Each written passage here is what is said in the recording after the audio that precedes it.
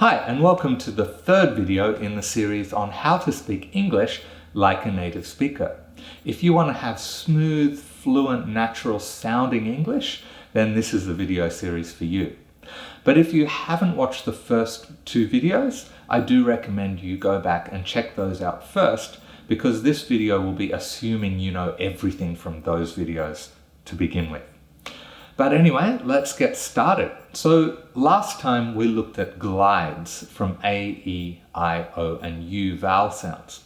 Today we're just going to extend on that a little bit, and we're going to look at one more set of glides, but they're based on other vowel sounds. So today we're going to be looking at glides based on the vowel sound as in her or fur, as in fa or ka, or as in, well, or law, as in hair or there, and ear as in beer or here. So it's important to note that this is one area where North American English is going to be a little bit different from other forms of English. Take a look at this word, for example, here. Now, in Australia, we say here, and the British will pronounce it fairly similarly. But in America and Canada, they wouldn't say here. It wouldn't end in an ear, a vowel sound. It will actually end in the R sound. They will pronounce the R more clearly. So they would say here. So the last sound is the R sound, the R. So they say here. Australia, here. America, here. So that's going to change things a little bit. But even though if you're learning to pronounce things in a North American way, you're probably not going to need to focus as much on these sounds that we're looking at today, it's important to just be aware of them so that when you're listening to people who are speaking other forms of English, that you can hear it and understand it more clearly.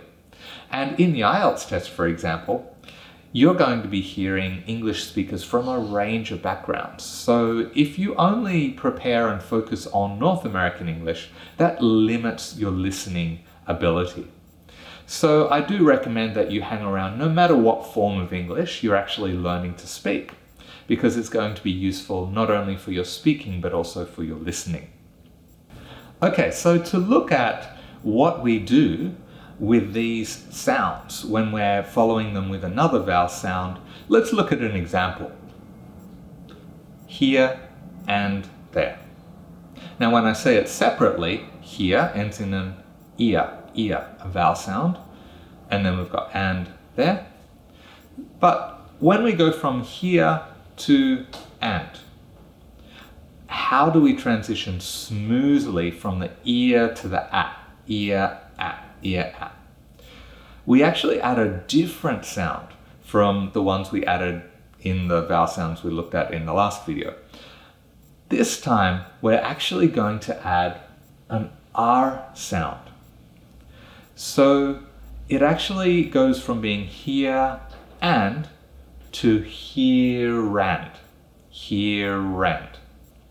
So these words run together would be here and there. Here and there, here and there, here and there. So this is actually the sound that we add to all of the vowel sounds that we're looking at today. We always add an R when we are following them with another vowel sound. So let's look at another example.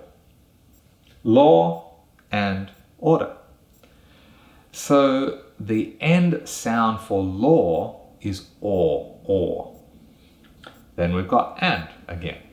So we've got or, a vowel sound, followed by and, another vowel sound. And we've already learned that we add an R. So it's going to become law, rand, order. Law, rand, order. But remember from the very first video, when we talked about linking words, that and, well, it's followed by order. So and order, remember we always want to connect consonants with vowels. So our syllables want to begin with a consonant if we can possibly make it. So it's actually going to be law, ran, and that D from and is going to go across to order. So it becomes law, ran, daughter. Law, ran, daughter. Law and daughter. Law and daughter. Law and daughter. So this law and order, a non-native speaker would probably say law and order. But a native speaker would say law, ran, daughter. Law and daughter. Law and daughter. All right, so now we're really getting a feel for how to run our words and our sounds together to connect them up and make them smooth and fluent. All right, so let's look at a couple of sentences to really put it all together. Okay, first sentence.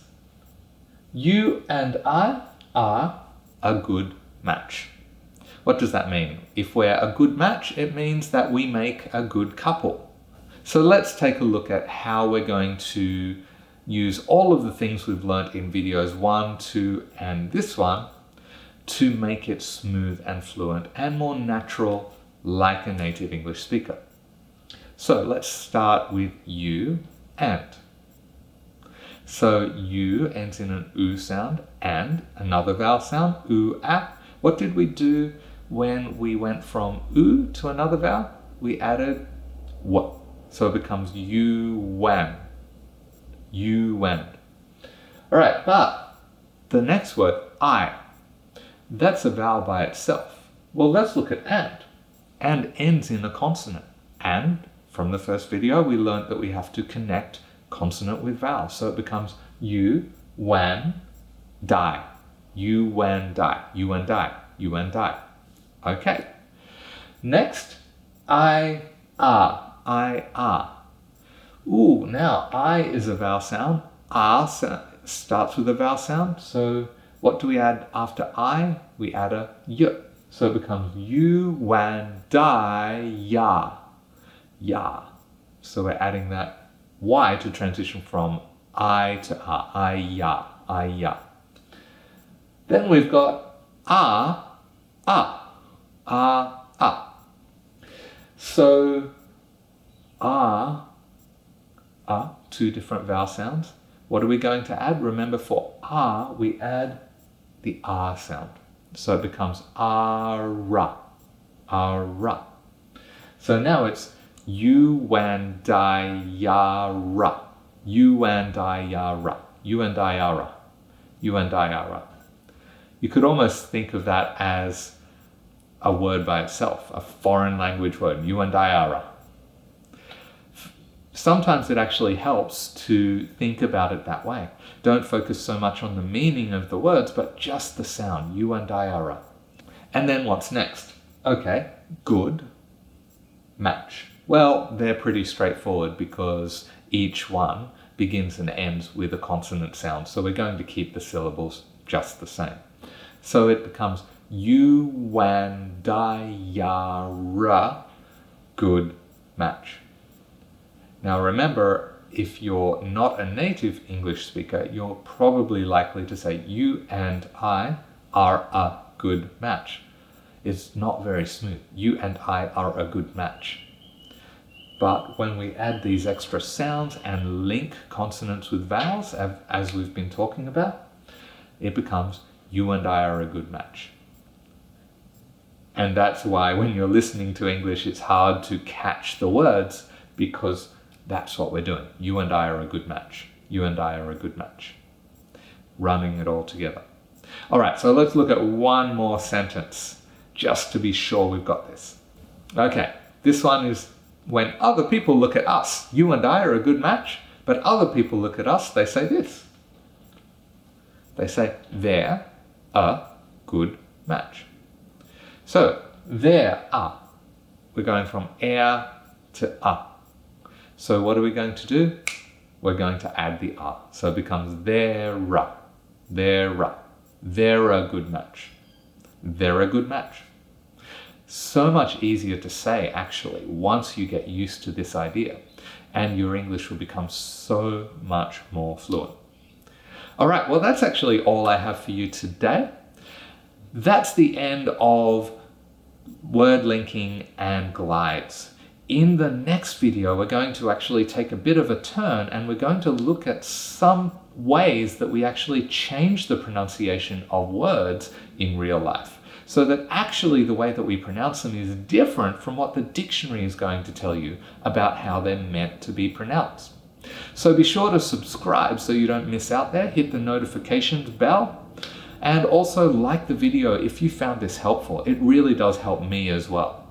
And leave a comment if you have any questions or anything that you really liked about the video, because that can help me design better videos in the future. All right, so thanks again for watching, and I'll see you in the next video.